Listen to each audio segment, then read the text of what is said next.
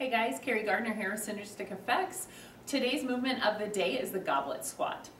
So let us get started kind of jumping right into that. I have brought in my 18-inch plyo box for us to use as a guide for safety. You can think of these as box squats, but also I wanted you to progress without having to use the box as well.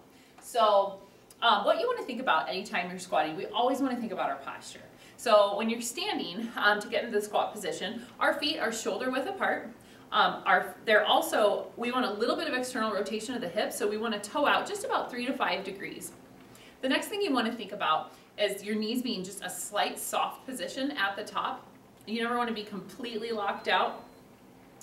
Our base of support within our pelvis itself, you want to engage the pelvic floor, and then we want to pull back our transverse abdominis. So that's between your pubic bone and your belly button, your umbilicus. We want to work on drawing back towards our spine. The transverse abdominis, or the TVA, is the only abdominal muscle that's actually directly attached to the spine itself through the transverse processes. So it has this hoop structure to it, and when you engage that properly, it really pulls and it locks the spine into the correct position. So that's extremely important when you're going to a squat, especially when you start to get into heavy loads.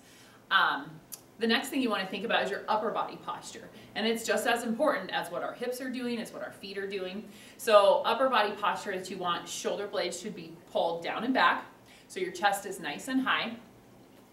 When we go into the squat, I'm going to pick up the kettlebell here because we're demonstrating the goblet. So you're going to hold it like a goblet. Shoulder blades are down and back, our chest is high, sternum going towards the ceiling if you want to think about it like that. So my pelvic floor is engaged, abs are back, and now I want to think about lowering my shoulders at the same rate as my hips.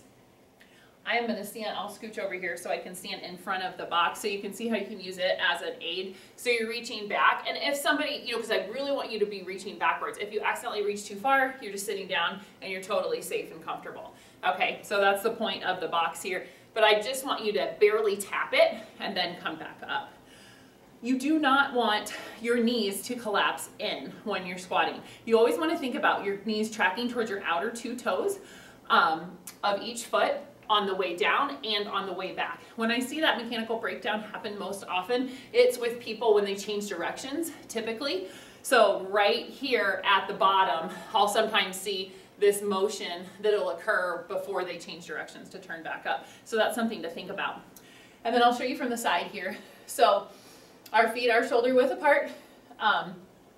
Shoulders are down and back. You really want to work on that posture. This is really great for scapulothoracic engagement if you're really holding the bell up properly. So we're reaching back, down, down, down. Notice my knees don't go past the toe of my shoe. So if I were to have a plumb line hanging from the front of my knee, it does not go past. So you're really trying hard to maintain a perpendicular position of your lower leg bone of your tibia to the ground. Also, one last thing to think about, lower back curvature. I'm in a spine neutral position here. So when I'm squatting, I don't want to see a tail tuck, and I don't want to see excessive lordosis either. So you want to find what your spine neutral is and try to maintain that throughout your range of motion as you squat up and down. All right, guys, thanks for tuning in today.